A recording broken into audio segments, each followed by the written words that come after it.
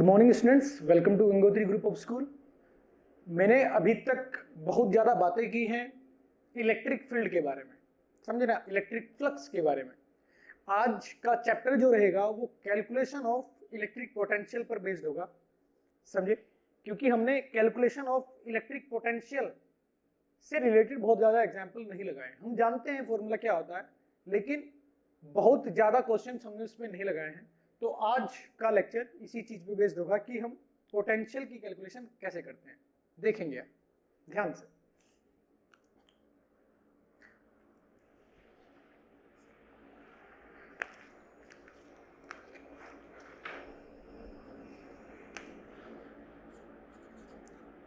Calculation of electric potential.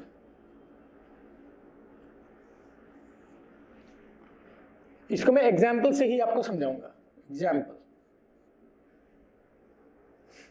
First example, मेरे पास एक square है। क्या है? स्क्वायर। इसके हर एक कॉर्नर पे मैं चार्ज रख देता हूं, क्यू क्यू क्यू क्यू, हर एक कॉर्नर पे। ये सेंटर,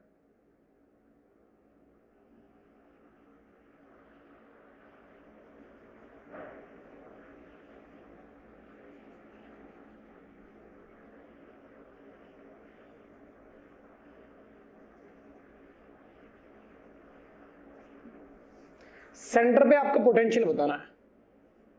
पोटेंशियल एट सेंटर क्या आएगा ये बताना है। याद रखना, जब हम पोटेंशियल कैलकुलेट करते हैं, क्योंकि पोटेंशियल एक स्केलर क्वांटिटी होती है, तो मुझे एक अमाउंट मिलेगा। फॉर्मूला क्या है? के क्यू बाई आर। हर एक चार्ज की वजह से मैं सेपरेटली पोटेंशियल कैलकुलेट करूंगा। मैं बोलूंगा पॉइंट सी पर जो पोटेंशियल आएगा वो ए बी सी डी, ये सी डैश बोल देता हूं, सी डैश। सी डैश पर जो पोटेंशियल आएगा वो ए बी सी डी पर रखे हुए चार्ज के पोटेंशियल की वजह से आएगा। ए पर रखे हुए चार्ज, बी पर रखे हुए चार्ज, सी पर रखे हुए चार्ज और डी पर रखे हुए चार्ज की वजह से पोटेंशियल जो आता है, उन सी पर जो आता है उन सभी का एडिशन पॉइंट सी पर नेट पोटेंशियल मेरे को देगा, समझे। सी डैश पर नेट पोटेंशियल आएगा ए की वजह से, बी की वजह से, सी की वजह से और डी की वजह से। तो ए की वजह से पोटेंशियल आएगा K Q by A C dash.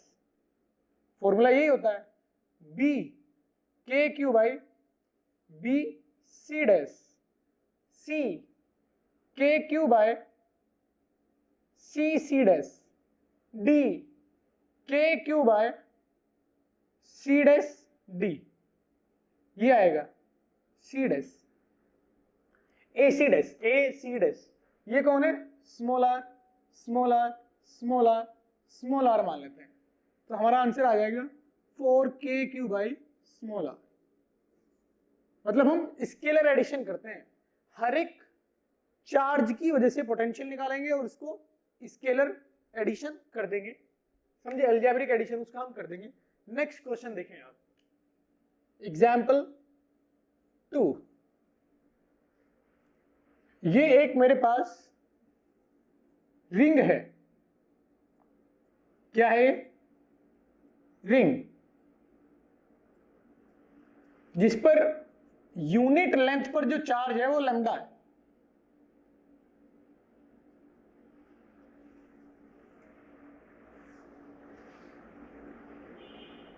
Unit length पर जो चार्ज है वो लैम्डा है, इसकी रेडियस आर है। तो इसके सेंटर से एक्स डिस्टेंस ऊपर एक पॉइंट P है। यहां पॉइंट P पर, एक्सिस पर, ये पॉइंट एक्सिस पर है। तो पॉइंट P पर आपको बताना है पोटेंशियल कितना आएगा, ये आपको बताना है। इस पॉइंट P पर इलेक्ट्रिक फील्ड मैं आपको बता चुका हूं क्या होता है इलेक्ट्रिक फील्ड। 2 नहीं, K Q total X Y slant height का Q, ये आता है। ये मैंने बताया था आपको किस प्रकार से आता है, समझे। 3D में कूलॉम लॉ जो आर्टिकल मैंने बताया था उसमें चीज समझाई थी कि पॉइंट P पर इलेक्ट्रिक फील्ड कैसे निकाला जाता है। अब मैं पोटेंशियल आपको बताऊंगा। हम क्या करेंगे, मुझे पता है कि ये जो नीचे चार्ज है ये पॉइंट चार्ज नहीं है, डिस्ट्रीब्यूटेड चार्ज है। पॉइंट चार्ज के लिए फॉर्मूला KQ/R होता है, ये मैं जानता हूं। अब ये डिस्ट्रीब्यूटेड चार्ज है, इसके लिए मुझे कोई फॉर्मूला मालूम नहीं है, तो मैं इसमें क्या करूंगा, एक छोटा सा एलिमेंट दिमाग में एज्यूम करूंगा। मान लेते हैं आप इस तरीके से सोचोगे कि यहां से थीटा एंगल पर d थीटा मोटाई का ये एलिमेंट मैंने चूज किया, इसकी जो लेंथ आएगी वो r/d थीटा आएगी, इंटू लेमडा कर दूंगा, तो ये मेरे पास dq आ जाएगा। r/d theta into lambda, dq मेरे पास क्या आ जाएगा, इस पर चार्ज आ जाएगा, ये चार्ज आ जाएगा। अब इस चार्ज की वजह से पॉइंट P पर अगर आप पोटेंशियल निकालना चाहोगे तो वो क्या आएगा, ये charge K dq by slant height, उस चार्ज से डिस्टेंस, यानी ये डिस्टेंस कितनी आएगी, ये r है, ये x है, ये तो r है ना रेडियस, ये x, तो ये हाइट कितनी आएगी, ये वाली, ये आएगी x² प्लस r² का रूट, क्योंकि ये 90 डिग्री बनेगा, राइट एंगल ट्रायंगल आएगा। तो यहाँ क्या लिख दोगे आप, x² प्लस r² का रूट, ये आएगा dv, छोटे से एलिमेंट की वजह से पॉइंट P पर पोटेंशियल। अब मैं इस पे क्या करूंगा, इंटीग्रेशन, तो नेट पोटेंशियल जो आएगा K, ये कांस्टेंट है, स्लैंट हाइट, मतलब आप थीटा को बढ़ाते जाओगे, क्या ये लेंथ बढ़ेगी या घटेगी, ना बढ़ेगी ना घटेगी, अगर आप थीटा को कम या ज्यादा करोगे, समझे। सर्कमफेरेंस से, इस रिंग की सर्कमफेरेंस से एक्सिस पर पॉइंट P से डिस्टेंस कांस्टेंट ही रहेगी, आप थीटा चाहे कुछ भी लो, क्लियर। तो ये कांस्टेंट है, इंटीग्रेशन किस पे लगेगा, dq पर इंटीग्रेशन लगेगा, तो पॉइंट P का पोटेंशियल आप लिखोगे K टोटल चार्ज, जो नीचे टोटल चार्ज है वो कितना है, 2πr इंटू लेमडा, क्योंकि इंटीग्रेशन dq मतलब टोटल चार्ज, अपॉन क्या आएगा, x² प्लस r² का रूट, इसमें आप 0 से लेके 2π लगाओगे तो ये टोटल चार्ज आएगा, समझे। मतलब लिमिट तो एंगल में नहीं लगेगी, लिमिट तो किस में लगेगी, चार्ज में लगेगी। इंटीग्रेशन dq यानी इस पूरे सर्कमफेरेंस पे टोटल चार्ज वो आएगा 2πr इंटू लेमडा, तो ये आपका फाइनल आंसर आएगा। आपको ये लगेगा कि अभी मैंने 0 2π लिखा, वो हटा दिया, इसलिए हटा दिया, या तो आप dq को थीटा में लिखो, फिर 0 से 2π लिखो, आपको यही पता चलेगा, ये आएगा 2πr इंटू लेमडा, समझे, ये आंसर आ जाएगा 2πr इंटू लेमडा, मतलब वो टोटल चार्ज लिखा हुआ है। तो कुल मिला के यदि आपको ऐसा लगता है कि एक अरेंजमेंट में, ध्यान से सुनना क्या बोल रहा हूं मैं, एक अरेंजमेंट में चार्ज रेंडमली बिखरा हुआ है, रेंडमली, लेकिन आपसे जिस पॉइंट पर पोटेंशियल पूछा जा रहा है उस पॉइंट से डिस्टेंस हर एक चार्ज की यूनिफॉर्म है, कांस्टेंट है, यूनिफॉर्म कांस्टेंट, तो आप डायरेक्ट फॉर्मूला लगा सकते हो कि टोटल चार्ज अपॉन हर एक चार्ज से जो डिस्टेंस है कांस्टेंट। दोबारा फिर बोलता हूं यही बात में, अगर चार्ज डिस्क्रीट फॉर्म में फैला हुआ है तो सिंपल हम एडिशन कर देंगे, हर एक अलग अलग चार्ज की वजह से पोटेंशियल निकालेंगे पूछे गए पॉइंट पर, और उस सभी पोटेंशियल को, उन सभी पोटेंशियल को ऐड कर देंगे, समझे ना, अलजेब्रिक एडिशन कर देंगे। यहां से मुझे ये बात पता चलती है इस क्वेश्चन से, यदि चार्ज इस प्रकार से फैला हुआ है कि जिस पॉइंट पर पोटेंशियल पूछा जा रहा है उस पॉइंट से डिस्टेंस कांस्टेंट है चार्ज की, समझे, चार्ज भले रेंडमली फैला हुआ, लेकिन जिस पॉइंट से पोटेंशियल पूछा जा रहा है उस पॉइंट से हर एक चार्ज की डिस्टेंस कांस्टेंट है, तो आप डायरेक्ट फॉर्मूला लगा सकते हो के total charge upon constant distance जो भी है चार्ज से, ये आएगा नेट पोटेंशियल। अब आपको ये जो स्टेटमेंट मैंने अभी बोला इसकी इंपॉर्टेंस समझाता हूं, कितना इंपॉर्टेंट बात है। यहां आपने क्वेश्चन सोल्व कर दिया, ये आ गया आंसर। अब मैं इसको थोड़ा सा टिपिकल बना देता हूं। अगर ये जो स्टेटमेंट मैंने बोला है ये आपको समझ में नहीं आया तो इस क्वेश्चन में आप फंसेंगे।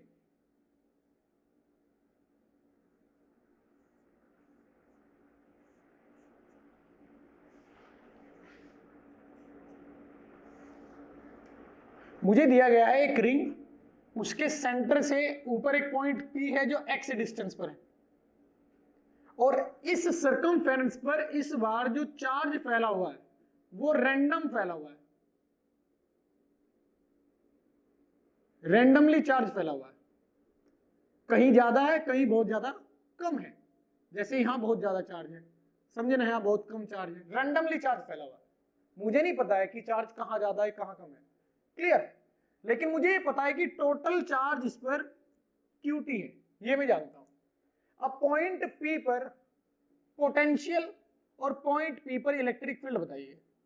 पॉइंट P पर अब आप पोटेंशियल बता सकते हैं, लेकिन पॉइंट P पर इलेक्ट्रिक फील्ड आप कमेंट नहीं कर पाओगे, नॉट पॉसिबल। ये नहीं बता पाओगे आप, क्योंकि पॉइंट P पर इलेक्ट्रिक फील्ड हर एक छोटे छोटे एलिमेंट की वजह से जो आएगा वो अपनी एक डायरेक्शन भी रखेगा, समझे।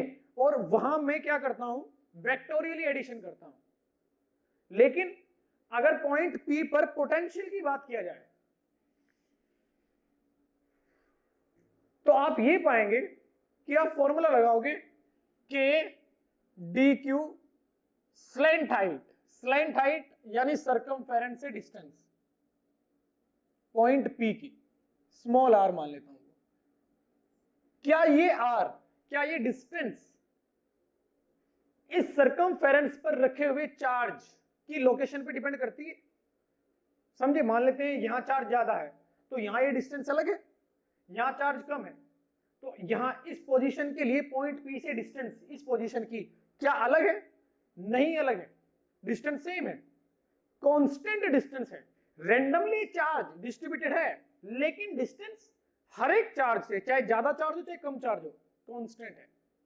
समझ में आई बात? मैंने क्या बोला था कि यदि चार्ज रैंडमली डिस्ट्रीब्यूटेड हो लेकिन ऐसे पॉइंट पर पोटेंशियल पूछा जाए जो उस रैंडम डिस्ट्रीब्यूशन के हर एक चार्ज से सेम डिस्टेंस पर है, तो आप डायरेक्ट फॉर्मूला लगा सकते हैं कि टोटल चार्ज, वहां जो रैंडमली डिस्ट्रीब्यूटेड टोटल चार्ज है अपॉन दैट कांस्टेंट डिस्टेंस।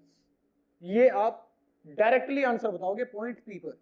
अगर आपको ये नहीं पता स्टेटमेंट तो आप क्या बोलोगे कि भैया रैंडम डिस्ट्रीब्यूशन है, नहीं बता सकता हूं मैं, इलेक्ट्रिक फील्ड नहीं बता सकता हूं, पोटेंशियल कैसे बता सकता हूं? ऐसे आप सोचोगे?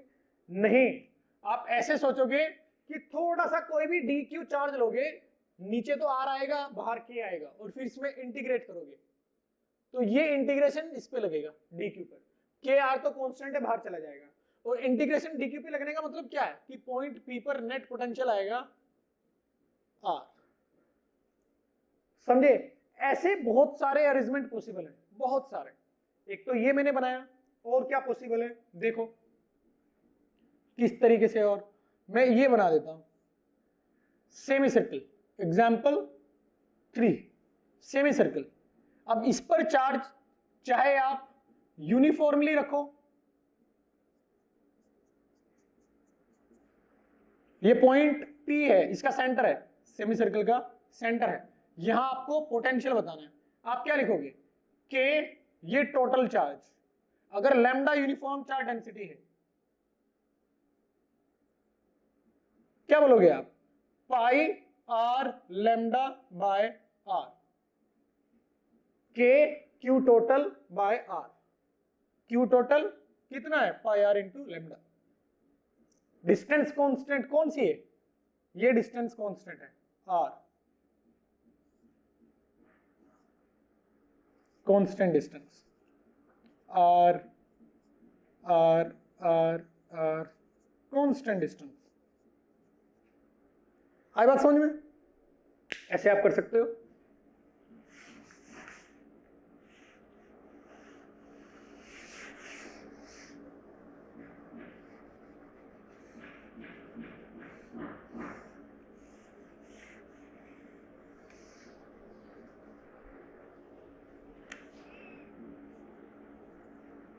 समझे बच्चों?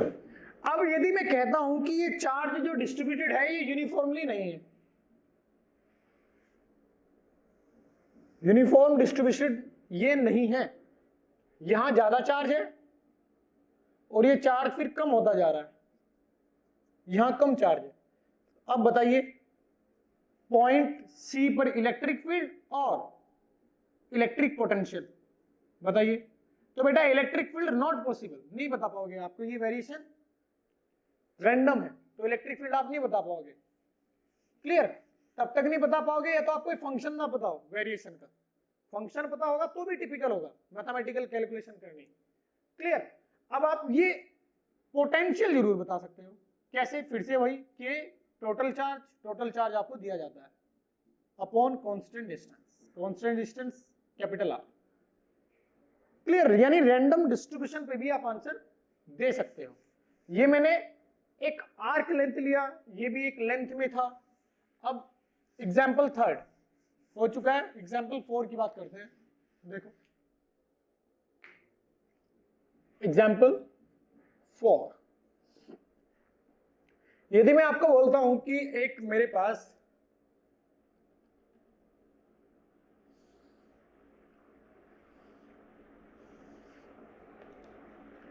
हेमी स्फेरिकल शेल है, हेमीस्फेरिकल शेल, ये इसका सेंटर है सी।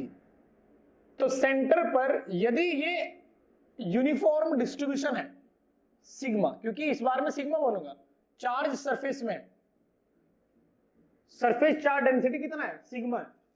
तो सेंटर पर इलेक्ट्रिक फील्ड जो आता है वो सिग्मा बाई 4 एप्सिलॉन नॉट आता है, ऐसे आता है अगर यूनिफॉर्म डिस्ट्रीब्यूशन होता है। लेकिन डिस्ट्रीब्यूशन यदि यूनिफॉर्म ना हो तो इसकी कैलकुलेशन टिपिकल हो जाएगी। समझे? आपको सोचना पड़ेगा, दोबारा फिर इंटीग्रेशन करना पड़ेगा। अगर आपको ये फंक्शन भी नहीं पता रैंडम डिस्ट्रीब्यूशन का, फिर तो आप कैलकुलेट ही नहीं कर पाओगे। समझ में आई बात? अब मैं ये कहता हूं कि अगर यूनिफॉर्म डिस्ट्रीब्यूशन है तो पॉइंट सी पर पोटेंशियल क्या आएगा? ये इलेक्ट्रिक फील्ड है, पॉइंट सी पर पोटेंशियल क्या आएगा यदि यूनिफॉर्म डिस्ट्रीब्यूशन है? अब देखो ये हेमीस्फेरिकल शेल है, चार्ज का हर एक पॉइंट यानी हर एक चार्ज सेंटर से सेम डिस्टेंस आर पर है। 3D में सोचो, स्फेरिकल शेल की मैथमेटिकल डेफिनेशन ही यही होती है कि एक ऐसे पॉइंट का लोकेशन, एक ऐसे पॉइंट का लोकस जो एक फिक्स पॉइंट से सेम डिस्टेंस पे रहता हो, स्फेरिकल शेल बनेगी वो। आई बात समझ में? क्लियर? अगर मैं इसको स्फेरिकल शेल बोलता हूं तो इसके हर एक पॉइंट सेंटर से सेम डिस्टेंस पर होगा और वो डिस्टेंस होगी r। तो यहां भी वो वाली प्रॉपर्टी जो मैंने पीछे बताई थी आपको कि चार्ज चाहे रैंडमली डिस्ट्रीब्यूटेड हो चाहे यूनिफॉर्मली डिस्ट्रीब्यूटेड हो, यदि दिए गए पॉइंट से चार्ज की डिस्टेंस, रैंडम डिस्ट्रीब्यूशन के हर एक चार्ज की डिस्टेंस कांस्टेंट है, तो आप डायरेक्ट फॉर्मूला लगा सकते हो पोटेंशियल के लिए। के टोटल चार्ज, यहां चार्ज आएगा 2πr² into sigma upon are, ये आएगा पोटेंशियल एट पॉइंट सी। और यदि रैंडम डिस्ट्रीब्यूशन है, समझे, डिस्ट्रीब्यूशन रैंडम है, तो आप पोटेंशियल कैसे लिखोगे? उस केस में डिस्ट्रीब्यूशन यदि रैंडम होगा तो एक साइड में चार्ज ज्यादा होगा, दूसरी साइड में चार्ज कम हो चुका होगा, यहां कम है यहां ज्यादा है, तब आप फिर से पॉइंट सी पर पोटेंशियल लगाओगे के क्यू टोटल। अब आपको टोटल चार्ज वो देगा क्वेश्चन में, अब टोटल चार्ज दिया जाएगा आपको, समझे? अब ये सिग्मा नहीं दे सकता है वो, क्योंकि यूनिफॉर्म चार्ज डिस्ट्रीब्यूशन नहीं है। वो ये बोलेगा कि रैंडमली डिस्ट्रीब्यूटेड चार्ज है एक हेमीस्फेरिकल सरफेस पर, टोटल चार्ज क्यू है, बताओ सेंटर पे पोटेंशियल कितना आएगा? के क्यू टोटल बाय क्या लिखोगे आप? आर। तो मुझे लगता है कि ये कॉन्सेप्ट आपको क्लियर हो चुका होगा, समझे? अब जैसे मैंने इलेक्ट्रिक फील्ड की कैलकुलेशन पहले एक पॉइंट चार्ज की वजह से की, फिर एक लीनियर चार्ज डेंसिटी की वजह से की, फिर एक सरफेस चार्ज डेंसिटी डिस्क की वजह से, डिस्क के एक्सिस पर पॉइंट पी पर पोटेंशियल कितना आता है उसकी वजह से। याद करो मैं क्या बोल रहा हूं, पहले मैंने पॉइंट चार्ज की वजह से इलेक्ट्रिक फील्ड बताया, फिर स्ट्रेट लाइन पर यदि चार्ज है उसकी वजह से इलेक्ट्रिक फील्ड बताया, उसके बाद आर्क की वजह से इलेक्ट्रिक फील्ड बताया, उसके बाद यदि सरफेस पर चार्ज है, एक डिस्क है, उसके सेंटर पर एक्सिस पर सेंटर से एक्स डिस्टेंस पे इलेक्ट्रिक फील्ड बताया, फिर उसके बाद इनफाइनाइट प्लेन यदि होता है उसकी वजह से इलेक्ट्रिक फील्ड क्या होता है वो मैंने आपको बताया। अब ये जितनी भी चीजें मैंने बोली हैं इन सभी में आपसे पोटेंशियल कैलकुलेट करने के लिए बोला जा सकता है। तो पॉइंट चार्ज की वजह से r डिस्टेंस पर potential k q by r होता है, और उसी के बेसिस पे मैंने ये एग्जांपल आपको कराया। अब इसके बाद मैं बताऊंगा potential due to a straight wire. एक यदि वायर स्ट्रेट है तो उसकी वजह से पोटेंशियल कितना आता है, यानी linear charge density, straight linear charge density की वजह से पोटेंशियल कितना आएगा। अब इसकी मैं बात करूंगा, देखें ध्यान से। फिर इसके बाद क्या आएगा, आर्क की वजह से पोटेंशियल बता चुका हूं, इसको बताने की जरूरत नहीं है। आर्क की वजह से पोटेंशियल अभी बताया मैंने। आर्क क्या होता है, सेंटर से same distance k q total by r। फिर उसके बाद एक डिस्क की वजह से पोटेंशियल कितना आएगा, फिर इनफाइनाइट प्लेन की वजह से पोटेंशियल कितना आएगा। इन चीजों पर हम बात करेंगे, ठीक है। तो अब मैं इसमें बताने जा रहा हूं आपको, एग्जाम्पल ही मान लेते हैं। एग्जाम्पल 5, पोटेंशियल ड्यू टू, इसको एग्जाम्पल नहीं, इसको आर्टिकल की तरह पढ़ते हैं। एक ये आर्टिकल की तरह है, याद रखना है ये चीज मैं कैसे बता रहा हूं। Potential due to a straight charge uniform charge density.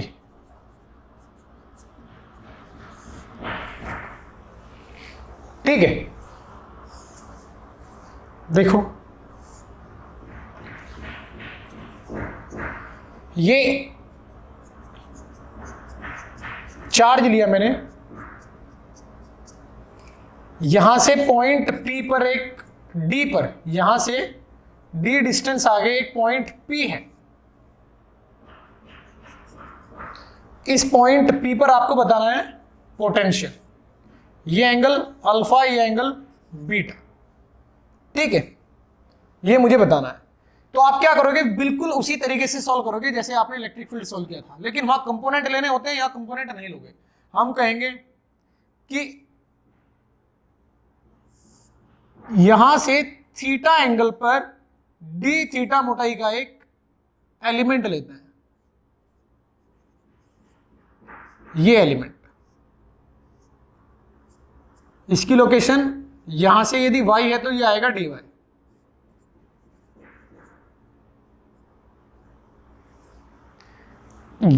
इस चार्ज की वजह से पॉइंट P पर पोटेंशियल जो आएगा उसकी कोई डायरेक्शन नहीं होगी, समझे, वो आएगा dVp k dq, यानी lambda into dy by r आएगा, ये d है तो ये d sec थीटा आएगा। ये मैंने फंक्शन बनाया, आप इसके बारे में सोचेंगे, नेक्स्ट लेक्चर में मैं यहां से ही स्टार्ट करूंगा, समझे।